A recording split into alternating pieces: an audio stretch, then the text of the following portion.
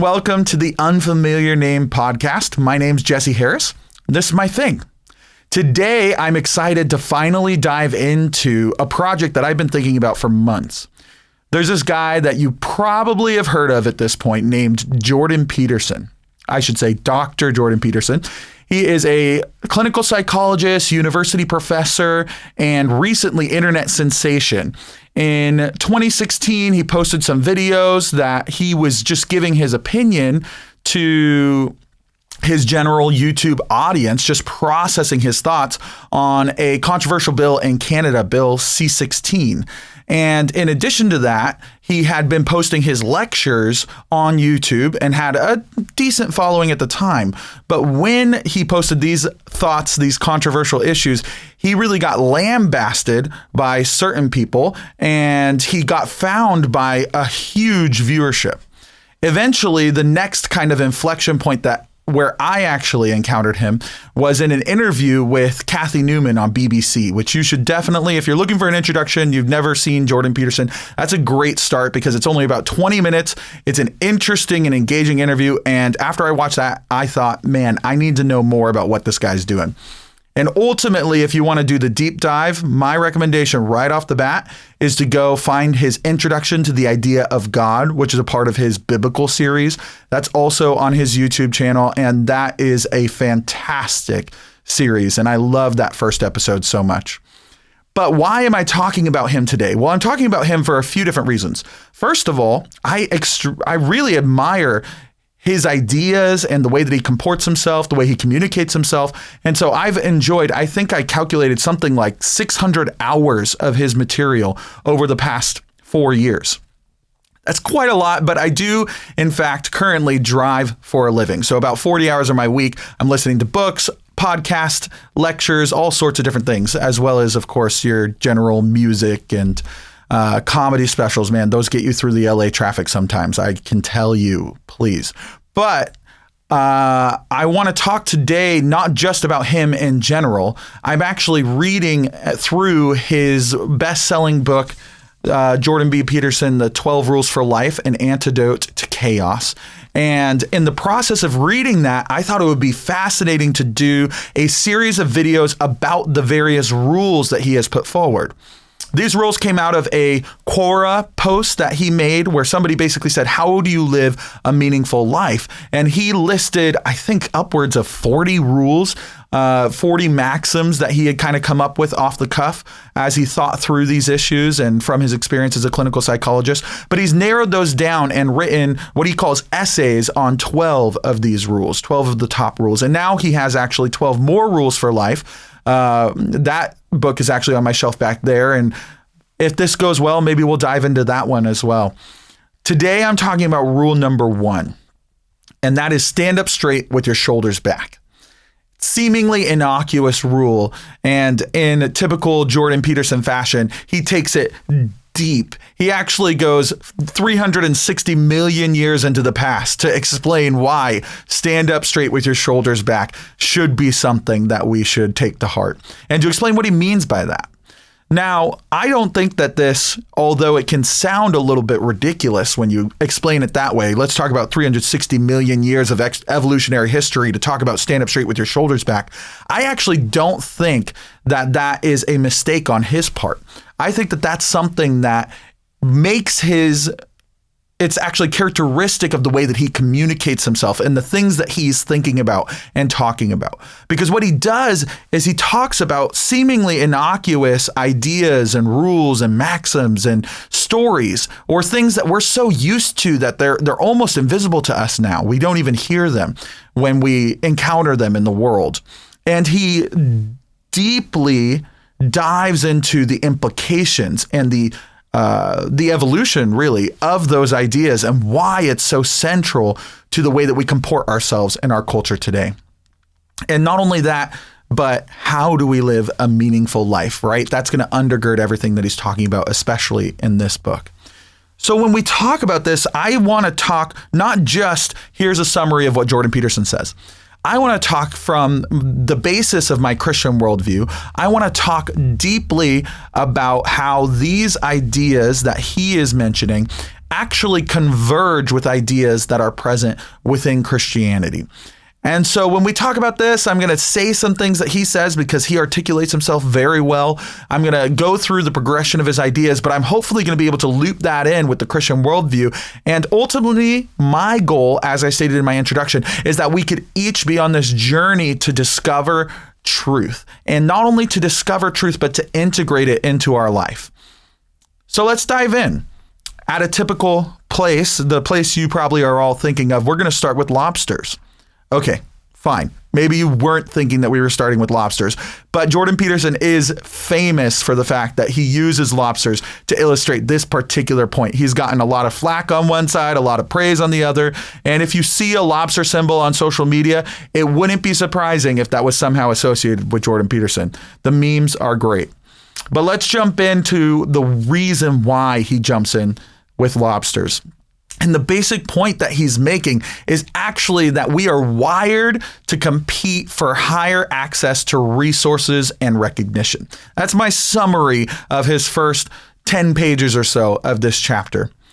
But the reason he's getting at this is actually to talk about the brain systems that we share in some ways and are in some ways, if you talk from an evolutionary standpoint, are related to lobsters. And it basically is the system that helps us experience joy or the system that can lead us towards anxiety and depression.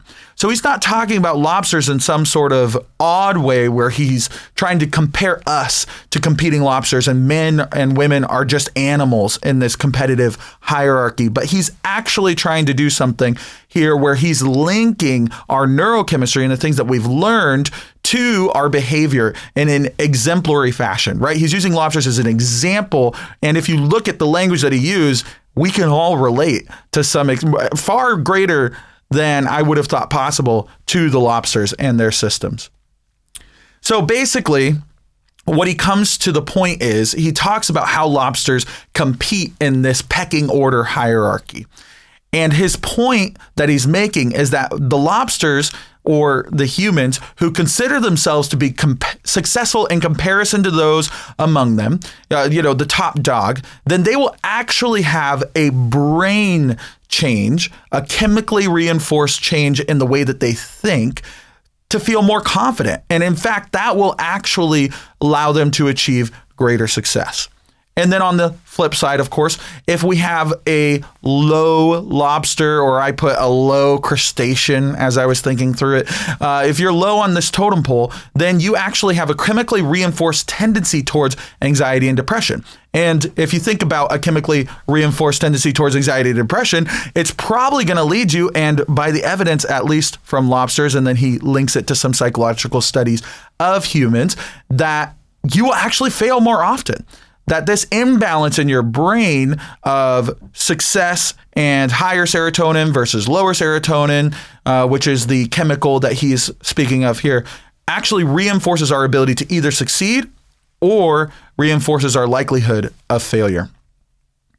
So as he talks through this, if we end up being top lobster, his point is we're going to stand up straight with our shoulders back. And you actually see the posturing of lobsters. And he references also, of course, the classic pecking order of barnyard hens. There's actually a physical embodiment that happens of this status game. And then if you're the bottom lobster, you're the one who lost out, you actually slump, you actually bend over. There's actually a curled up thing that happens. Now, why does this matter, right? Why are we talking about some physical representation? Well, if you look around yourself, at the very least for me, it's obvious that this is something that people actually live out in their life. If you encounter somebody who just lost their job, or who just found out that they have an illness, or who just lost in any of even a competitive board game, their whole physical the way that they present themselves in the world, the way that they carry themselves is affected by the competitive games that we play. Now, I will say that we don't actually compete in the same way that lobsters do, where they will literally tear each other to pieces in certain circumstances. And he does talk about the fact that, of course, the posturing that lobsters will do is to avoid the violent end. But if you take this idea of competition for resources and hierarchy, he actually translates it into a way of viewing the world, a lens through which we can view the world. And we can think about, okay, if I'm feeling down, if I'm feeling anxious and depressed, maybe it's not because the external circumstances in my life are terrible. Maybe it's because I am not standing up straight with my shoulders back, confronting the world, earning my place in the competence hierarchy. Now, you've probably heard the word dominance hierarchy, and that's a common phrase, but truly we should change it to, and Peterson makes this point as well, a competence hierarchy. Because the idea within here, the people who succeed are not just the people who dominate others. It's actually the people who are more competent.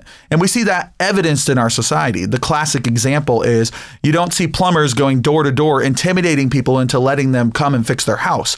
You just be a great plumber and you will get hired more. You have competence in marketing and branding yourself and you will get hired more. You have competence in good reviews that you garner in your relationship as you go in and fix people's houses. That's how you climb up the ladder. And so all of this stuff about lobsters and dominance hierarchy and evolution, all of that really is to make a very simple point and to reinforce it that if you're feeling like you're at the bottom of a hierarchy, then that's actually something that you have the power to go out and work on changing. And so he then dives into where this actually ramps up, and he actually has more to say about how this applies now in a human fashion. And he talks about the principle of unequal distribution. So, of course, we'll finish out our talk about lobsters here.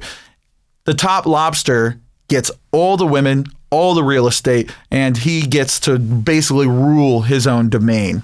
And in a certain way, that is what happens. That's what we see in the world, right? The top 85 richest people in the world have more money, combined wealth, than the bottom 3.5 billion. That's a complete unequal distribution. In fact, there are a couple different ways of talking about this. First, you can talk about Price's Law, which is a scientific measure that has been used to talk about the unequal distribution of success among participants. So let's say 10,000 researchers publish are responsible. If you took a sample size of 10,000 researchers, the top 1,000 would be responsible for 90% of the papers. And within that 1,000, the top 100 would be responsible for 90% of the research. And within that 100, you might have the top dog who is responsible for 90% more than anybody else. It's a crazy principle that is also categorized as maybe the Pareto principle you might have heard of. But ultimately, he traces it all the way back to something else that people have talked about as the Matthew principle. And so in a way, he actually does my work for me here as I'm trying to connect the Christian worldview with these helpful ideas. Excuse me. But basically, he talks about, and he links it to when Christ said, "To those who have, more will be given, and to those who have not, what they have will be taken away." Now, right away, I think that there are probably people who are like, yeah, but that's unfair. There's something wrong with that system. We need to make everybody have equal worth and value, and that's reflected in how much money they earn or how much success that they attain in their life. But actually, what Scripture teaches us and what Peterson would affirm is that we're not talking about people who are successful by climbing over the backs of others. That's kind of the concept that's popular right now in our culture, where we talk about, oh yeah, well, the only reason the rich are rich is because they oppressed a bunch of poor people, or they enslaved a bunch of poor people, or they built on the backs of inconvenienced poor. Basically, they built on the backs of the labor of others, is this idea that's in our society. And so all you have to do is take down the rich and then make everything equitable, and everybody will be happy, and everybody can be responsible for their own ownership, their own income, their own work, their own production. The means of production is the old phrase that came out of the communist ideas of pitting the classes against each other, the proletariat against the bourgeois.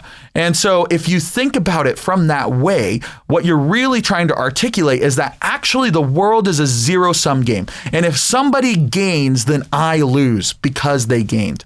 But in the kingdom, we are not taught that it is a zero-sum game at all. In fact, we are taught that there's an abundance of goodness, that our God is not a stingy God. And when one person is blessed or when one person succeeds, that means that somebody else has to fail. Now, of course, there have been examples of people who have exploited their way to success. But most of the examples that you actually look at where that's what they were doing, they were exploiting people and taking advantage, their success is short-lived. Their success actually can often end in catastrophic failure because the kingdom way to success, and like I said, I think Peterson would affirm this, is actually found in the person of Jesus Christ. I want to say just clearly that we do not have to beat down on others or take advantage of others in order for us to succeed in the kingdom economy. Now, I'll mention experience I had in high school. On a high school trip to Berkeley, UC Berkeley in California, me and my classmates went out and interviewed several non-Christians, probably upwards of 100 between all of us, non-Christians. And we asked them a few different questions. But one of the questions we asked is, who is the most significant person in all of history? What did they say? Well, all but two of them said Jesus. And at least one of those two I was interviewing, and he said, maybe Buddha or Gandhi. And then he goes, nah, it's got to be Jesus. And there's this interesting thing that has happened where, although that is, of course, a limited sample size, the most significant person in history, even outside of a Christian perspective, is a Jewish carpenter from the 1st century AD who died on a cross, was crucified by the Romans, a shameful death. So the God's economy, it doesn't look like any dominance hierarchy that we have ever studied in the world. And yet it actually seems to work within the Christian understanding of how the world really is. And the way of Christ, the way of being a servant to all, of taking up your cross and following him, that's actually articulated in Jordan Peterson's overture to this book. He mentions Christ's cross in the thesis for the book, and I'll just quote this here. He's trying to describe where his desire to articulate these rules and maxims comes from. And he's talking about a dream that he had that he was unpacking in the months after this dream. And he said, during this time, I came to a more complete personal realization of what the great stories of the past continually insist upon. The center is occupied by the individual. The center is marked by the cross, as X marks the spot. Existence at that cross is suffering and transformation, and that fact, above all, needs to be voluntarily accepted. He goes on to explain that the heroic journey that saves the world is when individuals take up their cross and follow the way of Jesus. Now, he may not mean in the particulars what I mean when I say take up your cross and follow Jesus, but metaphysically, he means the exact same thing. He means to embrace suffering, to embrace the tragedy of the world, and to embrace it with the love and persistence of Christ himself.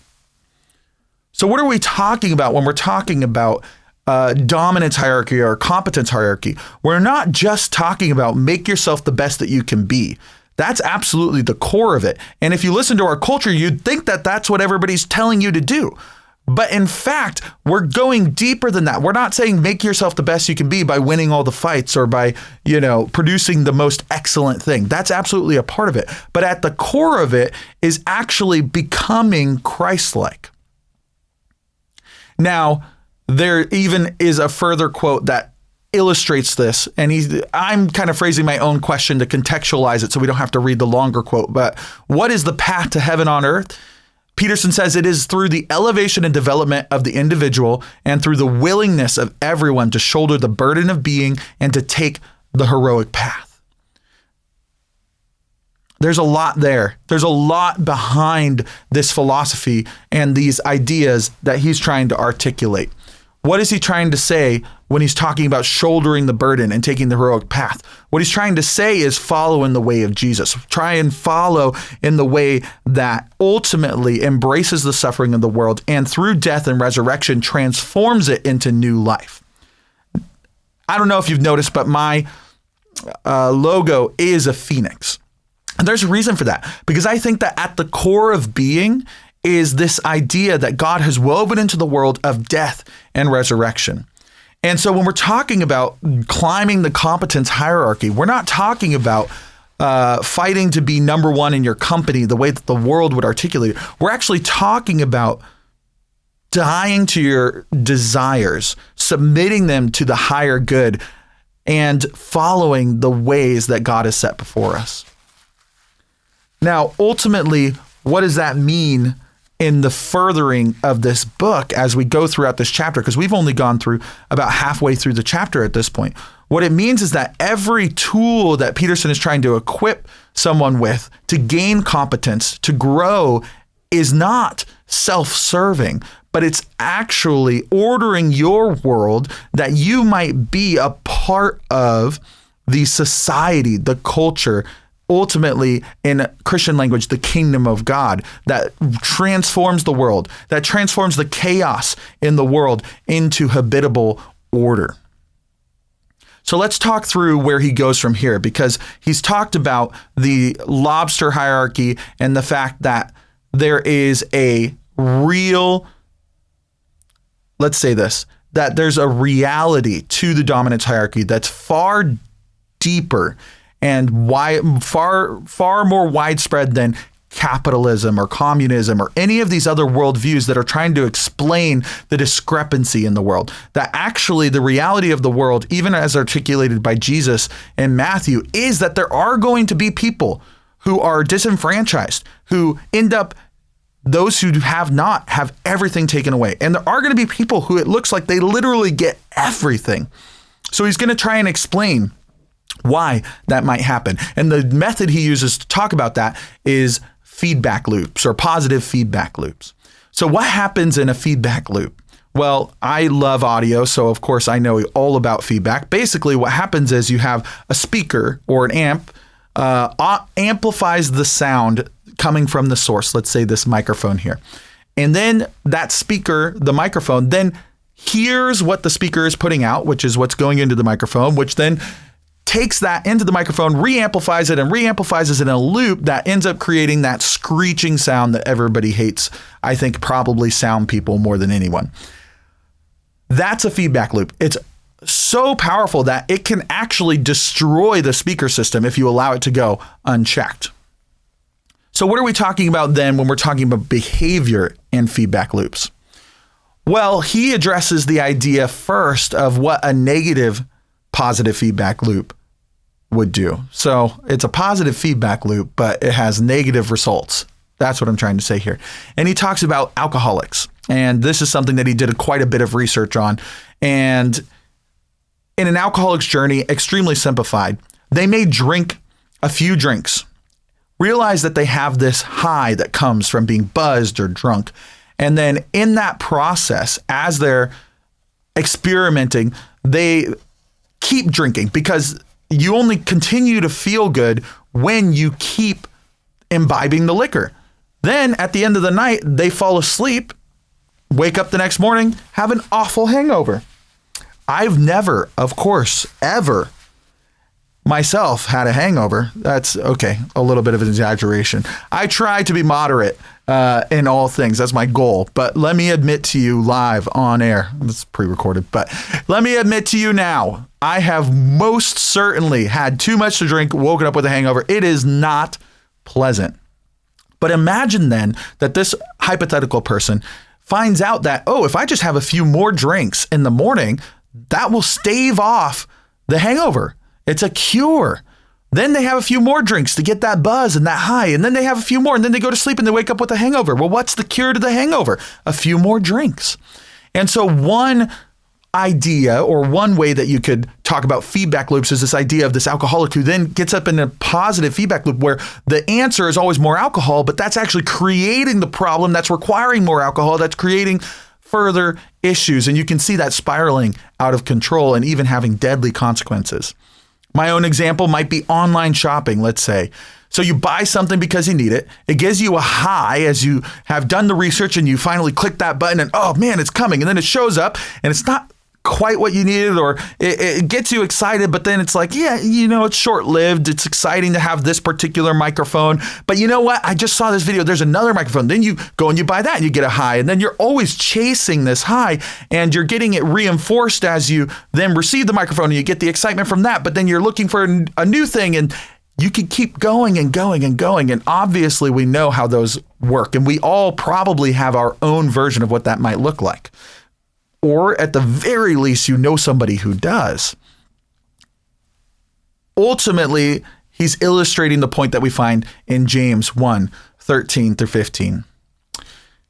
James is addressing a particular objection, and he says, when tempted, no one should say, God is tempting me, for God cannot be tempted by evil, nor does he tempt anyone.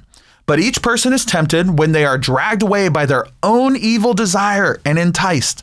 Then after desire has conceived, it gives birth to sin. And sin, when full grown, gives birth to death. I have thought about it this way in my own life as I've sought to overcome my own habitual sin. And what it seems to be like is that you have a desire, a lack, something, and you mistakenly look to fill that lack with something. Let's say for me, reading a fantasy novel, that escapist, that moment. And what I'm really thirsting for is true significance in my own life, but I'm finding it in reading this story, this hero's journey story that I'm reading. And then what happens is by the end of it, you actually haven't accomplished what you were supposed to accomplish. You haven't gained any significance on you. You've had this faux significance, and then you feel shame because instead of turning, let's say maybe I needed to do my homework and I turned instead to watching a movie or reading a fantasy novel, and I get this feeling of accomplishment as I see this person do it, but I actually didn't do anything. So at the end of it, all I feel is shame because I put off the thing that I needed to do. And then that shame actually makes me feel a lack, which makes me think, man, I need to feel significant. So then I turn back into another show or another episode or another thing. And then you get this addiction cycle that is basically desire, sin, shame, desire, sin, shame, desire, sin, shame. And something has to break us out of that, because when full grown, it gives birth to death in our life. But luckily, of course, God, although he, of course, does not tempt us to evil, he does tempt us to good. He's constantly placing before us the choice and saying, hey, there's life over here, death over there. And so if we look here and we look at all this, we see that Jordan Peterson's actually hitting on something that's eminently biblical. And this is where Jordan Peterson turns and has the message of hope that's buried in each of these chapters. Is an extremely hopeful idea. And that is that if you go then and switch that to a positive feedback loop that has positive characteristics, you can actually hijack that same system. This one that, of course, with the winning lobster makes him so successful because he wins and then he puffs up and he has this confidence, and then that makes it more likely for him to win again and again. And you can hijack this feedback loop system to extremely better your life. He says elsewhere, if we can get better 1% every day, 1% better every day, then we can be 365% better every year. That's almost 4 times as good. Now, of course, quantitatively, that's just a ethereal measurement. It doesn't actually mean anything measurable. But the idea, of course, is there that we don't have to just go from A to Z. We can go step by step. So I think of course, my 3-year-old son, Rowan. Last night, he asked to help clean the table. Yeah, great. We were all singing his praises. Good. He's 3 years old. Let's get him on these chores thing. I'm looking forward to the day when I can start handing these things off to him. So he starts wiping down the table and he's cleaning it off and everybody's praising him. And so, of course, he finishes that and he goes, what can I do next? And so then we give him something else, and then we give him all the praise for that. And then we have another chore. Here, sweep this, do that. And he's getting all this positive reinforcement, these rewards, and he's accomplishing things, and he's having this feedback loop. And literally, I think he would have cleaned until 10 p.m. I don't know. He was ready to keep going. He kept looking for the next job, the next thing to do, because he had this positive reinforcement loop. That's a very simplistic idea, but if you imagine that iterating throughout time, you praise and reward for the good things, you discipline for the negative things, you can actually learn, you can train your child in the way they should go, right? Now, the one thing I have to mention here is that when you're in a negative feedback loop, while I'm going to say that there are things that you can do to get out of that, ultimately, it's the grace of God that we need in our life that can help us continually turn towards these positive loops and away from these negative loops. Now, if you're interested in learning and diving deep on this idea, there's this guy, Jim Collins, a famous writer. He wrote From Good to Great, and he has a monograph that talks about the flywheel, turning the flywheel. And basically, it's intentionally designing positive feedback loops for your business or in your life so that you can maximize your abilities. I'm all about that. I think that's awesome. I think that God loves excellence in our life, and he loves when we commit ourselves to projects and to self-improvement. The big thing I always have to say when we talk about this, and I won't keep making excuses for it, is obviously we're doing this by the power of the Holy Spirit, and it only really works when you combine with him. That's when you see true progress, especially in the upside down kingdom that we live in. Because you know what? You can build the biggest business in the world and be a complete failure in your life. We've seen it happen again and again and again. So ultimately, we have to rest on Jesus. These are just tools that we can use. Tools in our toolbox are things that can help us be more and more effective in the ministries and vocations that God has given us. So let's look now. He turns and he addresses those people who are at the bottom. And we're kind of coming towards the end of the chapter here. And he says, what about those people who think, man, I'm at the bottom and there's no way out? Well, his message is simple. Circumstances change. And so can you. Start simply. Stand up straight with your shoulders back. There you go. That's rule one. What is he saying in there? He's saying that actually you don't have to you don't have to climb the whole mountain. But if you just start by standing up straight with your shoulders back, your posture changes, your brain chemistry changes, everything about you starts to shift, and you orient yourself towards your goal. That's the very first job that we have. The famous saying, of course, if you aim at nothing, you'll hit it every time. Orienting yourself to face the world forthrightly is the first thing that we can do when we're in those moments of complete failure. I would argue that, and I don't think Peterson would disagree, that orienting yourself towards God is the first step. When you stand up straight with your shoulders back and face the world, what you're doing is you're trying to orient yourself towards the ideal, the good, so that you can then face the world forthrightly. In fact, it reminds me of a prayer that I pray for my kids every night. I pray that God would make his face to shine upon my children, that he'd lift his countenance upon them. It's about, like, you can almost think about it as if when you're facing the sun and that radiance just kind of hits you full on. That's the first step, is turn. Because when we're caught up in the sin shame cycle, what we do is we turn inward and we're just constantly beating ourselves up and we're staring at the depravity or the insecurity that we have, all of the failures in our life. Turn towards God. Turn and stand up straight with your shoulders back. It's just the littlest thing, but he means more than just that. I'll read a couple of things that he says in his chapter about what he means when he says, stand up straight with your shoulders back, because of course the physical aspect is just one part of a wider influence. And I'll make one more point here. We are spirit, soul, and body, but those things are not separatable. We know that in scripture. Like, you can't talk about the spirit and the body. Your posture actually matters. There's a reason why kneeling is a posture of prayer from antiquity. There's a reason why standing up straight with your shoulders back is a posture of confidence. We are embodied spirits. We can't separate those things. And so that's what he tries to say here when you look at what he's saying. Standing up straight with your shoulders back is not something that is only physical, because you're not only a body. You're a spirit, so to speak, a psyche as well. Standing up physically also implies and invokes and demands standing up metaphysically. Standing up means voluntarily accepting the burden of being. Now, I want to mention one more thing here as he talks about the nervous system and the chemicals involved, and that's super important. But when he talks about voluntarily accepting the burden of being, it just makes me think of those days at work when something awful happens. And by awful, I'm really overstating it. Something that's really difficult happens. Let's say that. You thought that you were going to be doing one thing, and instead you're lugging 120-pound doors through rain and mud and trying to spread them to the openings in a 6-story building, and you're walking upstairs and you're just crushed by the actual physical burdens that you are carrying. There are 2 ways that can go, and I think we all know this. There's one way where you complain, where you curse the gods, where you call out how awful this is. What a victim I am. I have to do this awful job. And you just wallow in the mud, for lack of a better term. That's the complete opposite of what he's saying when he says, voluntarily accept the burden of being.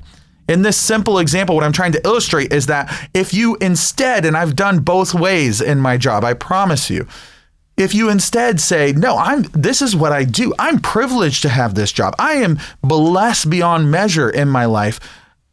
This is not something that is, I'm not going to pretend it's not a burden. I'm not going to pretend it's easy, but I'm going to embrace it. And I'm going to actually find joy in the hard work that I have to do.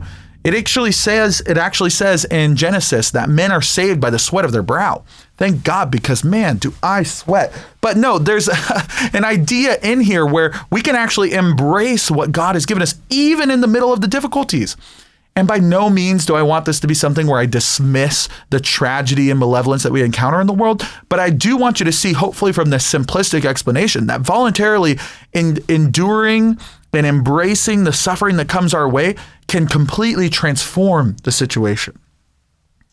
Further, he says, to stand up straight with your shoulders back is to accept the terrible responsibility of life with eyes wide open. And I love that, eyes wide open. What is he saying here? He's saying that when you do choose to stand up straight with your shoulders back and to face the world, to face the suffering, that you actually can finally see clearly.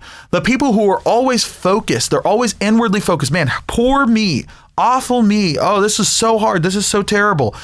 This victim mentality that is so common, even in my own life. Like, I am not at all absolving myself. I'm not standing on some high place saying, oh, I've got it all figured out. When I start falling into that thing, you know what? Everything looks different. When I fall into that poor me mindset, then my wife calling me and asking me to stop and pick up something at the store feels like a personal attack. Like, oh, my day's been so long. All I want to do is get home and sit on the couch and drink some water and see the kiddos. And now I've got to stop and do this thing. Like, I could easily transform something that is absolutely not a personal attack into a burden that I have to shoulder. I don't want to labor this point too much, but when you stand up straight with your shoulders back, when you face the world forthrightly, when you metaphysically, get out of your slump where your soul is just crouched over and depressed, when you take that time to orient yourself rightly, it actually allows you to see clearly. I'll say one more thing about that. It's easy when I'm in financial difficulty, when things aren't working out with my finances or with my family's finances, for me to avoid doing the budget, to hide, to run and hide. And it brings a lot of shame to do that, to ignore what I know is a problem that's coming. But you know what? As soon as I choose to forthrightly face the problem at hand, when I open my budget and I do the math and everything, all of a sudden I'm like, okay, now I see the problem. It doesn't make my finances better. It doesn't make my finances better at all. But it clearly articulates, okay, this is the amount of suffering that I need to make it through the end of the month. This is the amount of suffering I need in order to make our bills on time. These are the conversations I need to have in order to make this work. Ultimately, what we need to do is we need to embrace our cross and follow him. Stand up straight with our shoulders back. Lastly, I'll read this quote here. To stand up straight with your shoulders back means building the ark that protects the world from the flood, guiding your people through the desert after they have escaped tyranny, making your way from comfortable home and country, and speaking the prophetic word to those who ignore the widows and children. It means shouldering the cross that marks the X, the place where you and being intersect so terribly. It means casting dead, rigid, and tyrannical order back into chaos in which it was generated. It means withstanding the ensuing uncertainty and establishing in consequence a better, more meaningful, and productive order. You have two choices that Peterson lays out clearly for you in your life. You can passively live your life experiencing the tragedy and malevolence as if you are some cosmic victim and the whole world is the whole world is out to get you, that you are just this poor person who can't do anything for yourself. Or you can accept the reality that the Christian faith offers, that there is a God who loves you, who is for you, who actually designed the entire universe as an act of love in his creation. And he wants you to succeed, but you have to stand up because he is not going to make you into a willless, a dominated robot. He's not going to force you into his will. He's inviting you to stand up and take your place in the world. Ultimately, that does mean, though, you're going to have to shoulder some burdens.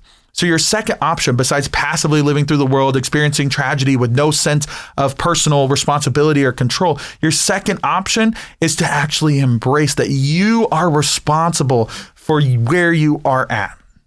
That God is the rescuer and he can save you from your sin and shame, that he can save you from whatever hole you've dug yourself.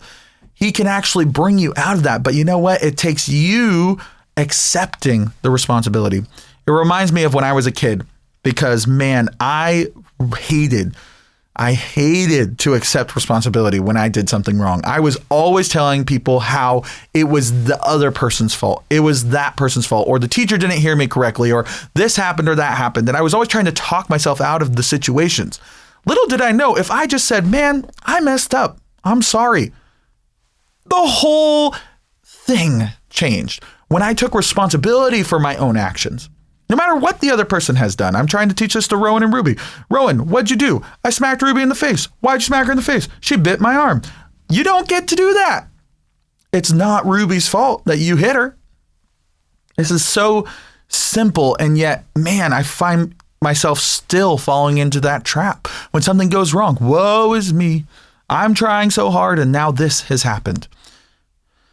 But rule 1 means that we are called to forthrightly confront the brokenness in our world, starting first with our own lives by taking up our cross. And then even he has hold on, what's this one? It's thus emboldened. When you do this, when you take up your cross and follow him, you will embark on the voyage of your life. Let your light shine, and so to speak, on the heavenly hill, and pursue your rightful destiny. What rule 1 means is that we are to take up our cross, share the light of Christ, submit ourselves to the transforming power of death and resurrection. It reminds me of Philippians 4:11-13. Paul says, not that I am speaking of being in need, for I have learned in whatever situation I am to be content. I know how to be brought low, and I know how to abound. In any and every circumstance, I have learned the secret of facing plenty and hunger, abundance and need. I can do all things through him who strengthens me. We have to remember that it's Christ who strengthens us, but that's the idea that is behind the rule. Stand up straight with your shoulders back. No matter whether you're low or you're high, you stand up and you forthrightly confront the world, embrace your responsibility, and trust that following Jesus is the way of peace. Thank you for listening. I hope you tune in for rule 2. Treat yourself like you are someone you are responsible for helping. I hope that this podcast is helpful. If you want to push back against any idea that I shared here, please do. If you think I'm totally reading Jordan Peterson wrong, if you think I'm wrong about what Christianity is, please let me know. I'd love to hear about it. But please do also follow, subscribe, podcast, YouTube, website, theunfamiliarname.com, or The Unfamiliar Name on any of those platforms. Thank you so much. We'll talk to you soon.